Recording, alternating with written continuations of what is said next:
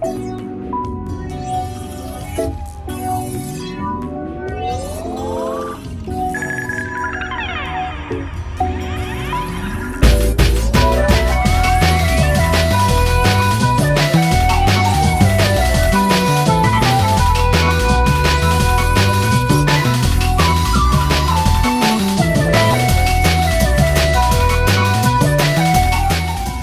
guys, welcome to another great episode of the Anime Breakdown Show. I'm your host with the most, your boy vxKingPinxv, coming at you guys with another great show. Today is going to be a Naruto Breakdown Manga Chapter 629, Windhole. Can I say this was great? It was pretty good. It was a pretty good chapter. It started off right back at the battle with your boy Madara Naruto. Naruto just pretty much got knocked down at this point.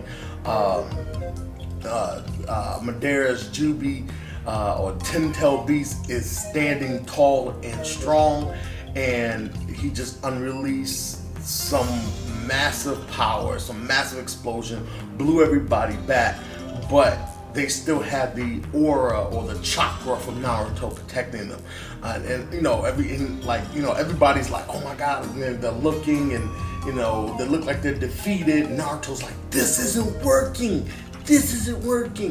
Like, it's just come to some realization that maybe he might not win this fight, and Madara's like looking at him like, I'm trying to finish you off to get to the real meal. You're just my appetizer. I'm looking for dinner right now. So when Naruto starts glowing and radiating energy yet again, you see the Nine-Tailed Fox, you see the Two Tails, you also see the first the One Tail, you see the monkey one. I think the monkey one's name is it Goku? If I'm not mistaken, I think they put that little trickery back in the day. And you also see the three-tail, the turtle or whatever. So you see all the different tail beasts within Naruto's aura, not taking over, but like maybe they're giving him some support or power. I'm not really sure how they got that, because I'm pretty sure Naruto hasn't absorbed anyone's power. I don't think. Maybe I'm wrong. Maybe I'm not following. But they had this panel which showed the support of all the tail beasts behind Naruto. That I really didn't get so much, because I was like, well, what power did he get from that? If you guys have a better explanation, please share with me. Share with the people below, because it really made no sense. So going on with that, you see like the tail beast like yell or scream and get ready for a massive attack. And you got Madara still kind of baiting Naruto. Is this the most you could do? I've already found something else to enjoy. Basically meaning the Hokages that are on their way. They haven't gotten there yet in this entire chapter. That's no giveaway at this point, because if you read it by now, you already know it ain't going down. But there's one last hurrah when Naruto seems like he's all alone again. You get everybody stand up, get in front of Naruto. You got Sakura behind him, giving her healing powers, trying to heal up Naruto as best as possible. And you have different members from different villages standing in front of Naruto, steadfast and strong.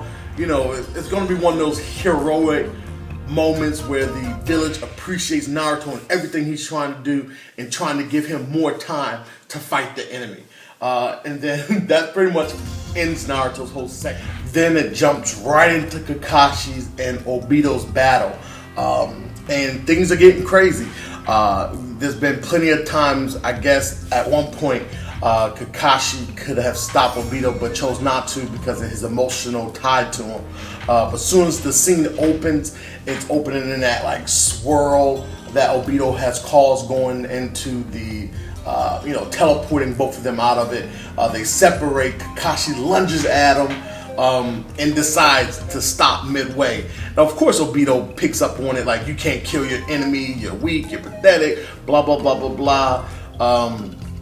You know, that kind of thing, kind of baiting him into why he's doing what he's doing. And of course, there's that moment where, oh, it's convincing time. Let's convince the enemy to be a good guy. You know, and that's fine. You know, that every cartoon does it.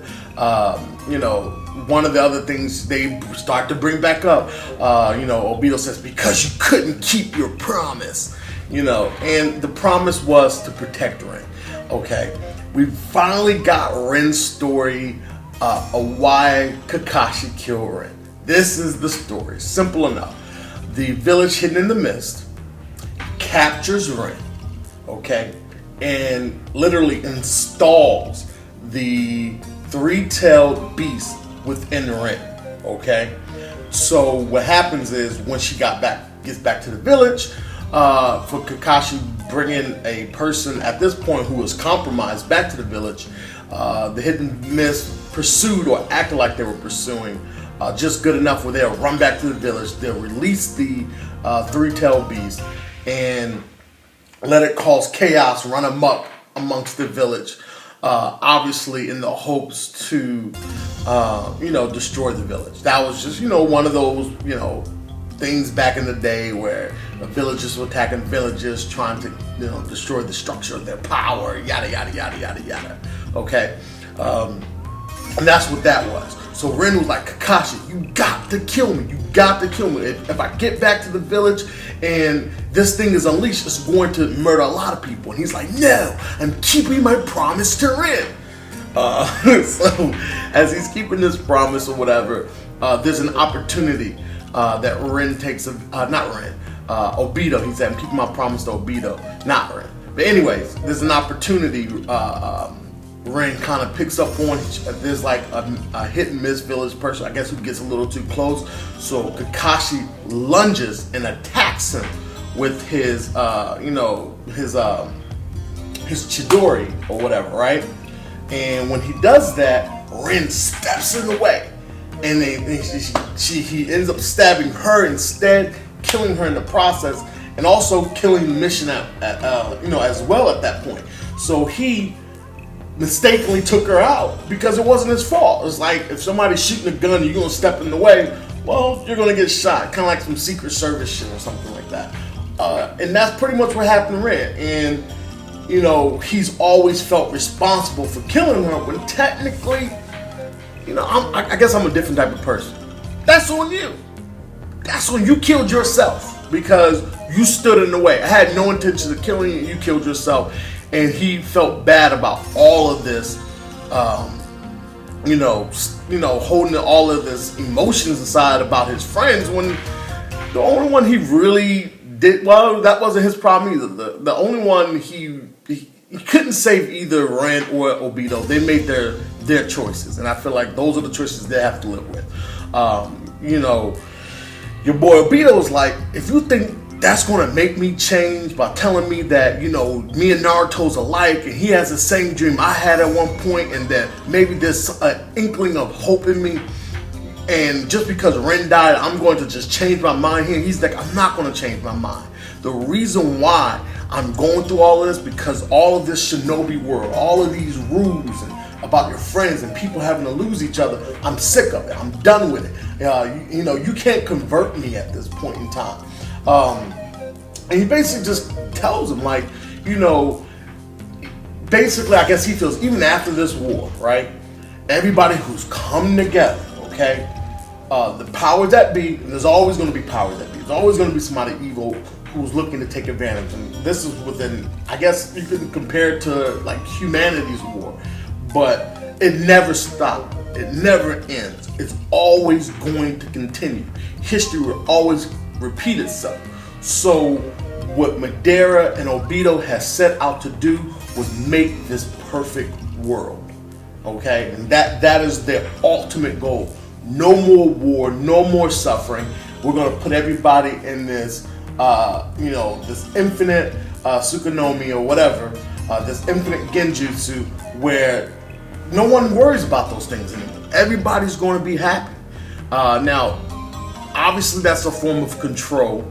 That's worse than any dictatorship. Because now it's all mind manipulation, and people not doing things because they want to, it's because they're being forced to. And you know, the whole point of the 10 tail beasts is when people get back out of line or start snapping out of it and start going back to the old ways, they're going to bring chaos yet again, and then boom, snapping back into reality or whatever the case may be, you know, to continue this fight. At this point, Obito's 100% a bad guy. He is not coming back. There's no conversion. Even though Kakashi has struck him, that's where they get the Windhole. It's just, there's no heart. It's just the Windhole. Like, okay, whatever that Windhole is supposed to mean. The name of the title, obviously. But I didn't really get it. You know, obviously, it's going to be a lot harder to destroy your boy Obito, especially since he has the DNA of the first Hokage. So we're going to just see how this all turns out. We're going to see how this all comes about. And hopefully it's going to continue to be entertaining. Because I've enjoyed it. I thought this was a decent chapter. Of course, we all wanted to see what? The Hokage swoop in, start taking over. But I don't feel like Naruto had his moment. And I wasn't looking for them to swoop in and take over yet. I feel like Naruto needed more of a chance to demonstrate his power. And obviously have his dad come in and rescue him towards the end, and then have his emotion. And I can see it wasn't going there. But as always, you guys let me know what you think. Please leave a comment in the below. Please continue to rate, comment, and subscribe. And